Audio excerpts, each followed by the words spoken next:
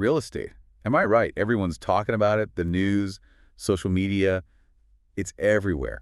Bubbles bursting, markets cooling down, you name it. It's definitely been a wild ride these past few years. And then there's Miami. Always seems to be a world of its own. So what's really happening in the Magic City's real estate scene?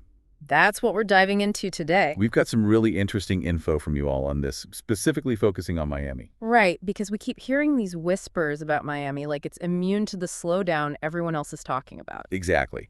And this excerpt you sent kind of throws fuel on that fire. It says Miami real estate isn't crashing. But it uses this interesting word, nuances. Ah, nuances. The favorite word of real estate analysts everywhere. So what are these nuances really telling us? What's the inside scoop? Okay, so in the world of real estate, nuance often means we're seeing things like prices stabilizing or maybe increasing, but at a much slower pace than that crazy growth we saw before. So not a free fall.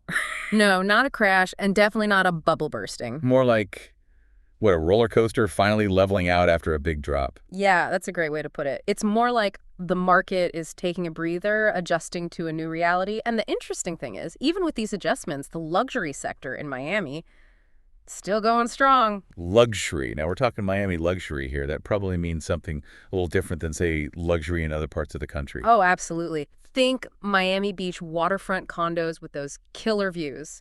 Historic mansions in Coconut Grove. Oh, I can just picture them now, those gorgeous estates in Coral Gables. Exactly. These properties draw a certain type of buyer. We're talking high net worth individuals, celebrities, global investors, people who want a piece of the Miami lifestyle, and they're willing to pay a premium for it. And that premium is holding strong, even with these market nuances. For the most part, yes. Miami's seen a big influx of international buyers recently, many drawn to what they see as a more stable market.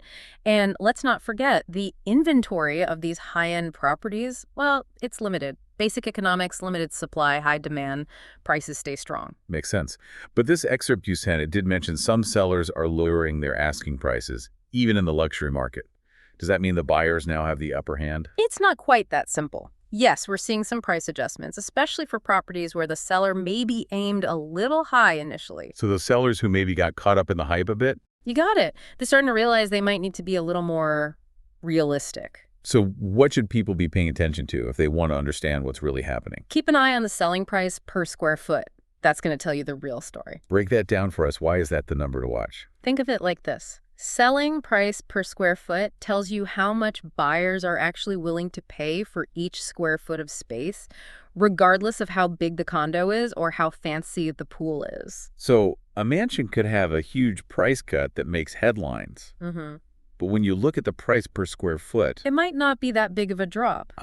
It's all about looking beyond those attention-grabbing headlines and understanding the underlying dynamics. I'm starting to think nuances might be my new favorite word, too.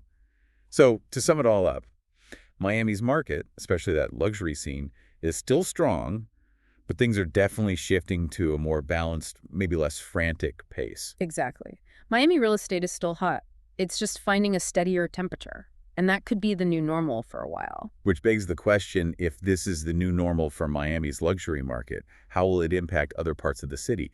Will we see a ripple effect into those more affordable areas as well? Could even spill over into other parts of Florida. Something to think about as we watch this market evolve.